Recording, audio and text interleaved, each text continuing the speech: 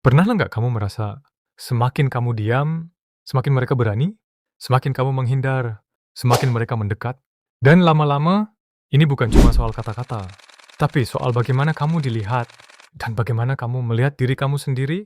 Pertanyaannya sekarang, kenapa mereka memilih kamu? Dan bagaimana cara menghentikannya tanpa harus menjadi seperti mereka? Bullying bukan terjadi secara acak.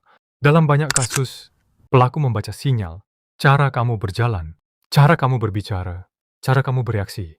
Mereka mencari seseorang yang terlihat ragu, tertutup, mudah terganggu, dan tidak memberikan perlawanan.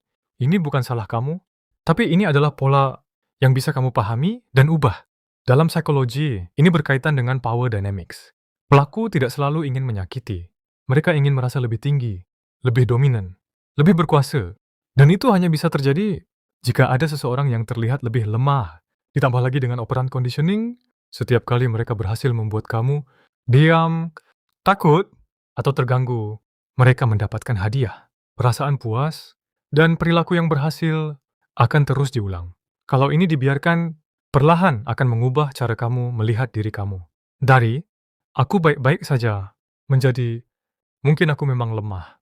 Dan di titik itu, bullying tidak lagi hanya dari luar, tapi sudah masuk ke dalam pikiran kamu. Jadi bagaimana cara menghentikannya? Bukan dengan menjadi lebih kasar, bukan dengan membalas secara emosional, tapi dengan memahami permainan mereka dan mengubah cara kamu merespon. Langkah pertama, putus siklus reaksi. Pelaku butuh respon, mereka butuh emosi. Kalau kamu tetap tenang, tidak terpancing, tidak memberikan reaksi yang mereka cari, mereka kehilangan hadiah. Dan tanpa hadiah, perilaku itu perlahan berhenti. Langkah kedua, ubah sinyal nonverbal kamu. Karena sebelum kata-kata, mereka membaca tubuh kamu. Mulai dari hal sederhana, berjalan dengan tegap, bahu terbuka, pandangan lurus ke depan. Ini bukan tentang terlihat galak, tapi tentang menunjukkan kamu sadar dan kamu tidak mudah dikontrol. Langkah ketiga, kontrol cara kamu berbicara. Bukan cepat, bukan emosional, tapi stabil, nada tenang, ritme tidak terburu-buru, respon yang tidak defensif. Ini memberi sinyal kuat bahwa kamu tidak berada di bawah tekanan. Langkah keempat, bangun presence diri kamu. Kekuatan bukan hanya fisik, tapi bagaimana kamu membawa diri. Cara kamu berdiri, cara kamu melihat orang, cara kamu tetap tenang dalam situasi tidak nyaman. Semua itu dibaca tanpa disadari. Langkah kelima, perkuat diri secara fisik. Ini bukan tentang kekerasan, tapi realitanya orang dengan fisik yang terlatih lebih jarang menjadi target karena mereka terlihat lebih percaya diri, lebih stabil, dan tidak mudah ditekan. Olahraga, jaga postur, rawat tubuh, bukan untuk melawan, tapi untuk memperkuat posisi kamu. Langkah keenam, tunjukkan keunggulan diri kamu. Pembuli sering mencari target yang tidak menonjol, jadi bangun nilai kamu. Kemampuan, prestasi, keahlian, bukan untuk pamer, tapi untuk membentuk identitas yang kuat. Ketika kamu punya nilai, posisi kamu berubah. Langkah ketujuh, bangun lingkungan. Pembuli lebih berani saat kamu sendirian. Jadi jangan isolasi diri. Bangun circle, punya support system. Karena kekuatan tidak selalu individu. Langkah kedelapan, punya batas. Tenang bukan berarti pasif. Kalau sudah melewati batas, kamu berhak menghentikannya. Melindungi diri bukan kelemahan. Dan ini bagian paling penting, mengalahkan bullying secara psikologis. Pelaku tidak mencari kata-kata. Mereka mencari reaksi. Mereka terbiasa dengan pola.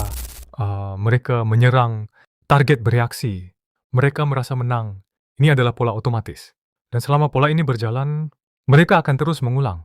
Jadi kamu tidak perlu menang kata. Kamu perlu mengacaukan pola itu. Ketika kamu merespon dengan tenang, tidak terganggu, tidak defensif, alam bawah sadar mereka membaca. Ini bukan target biasa.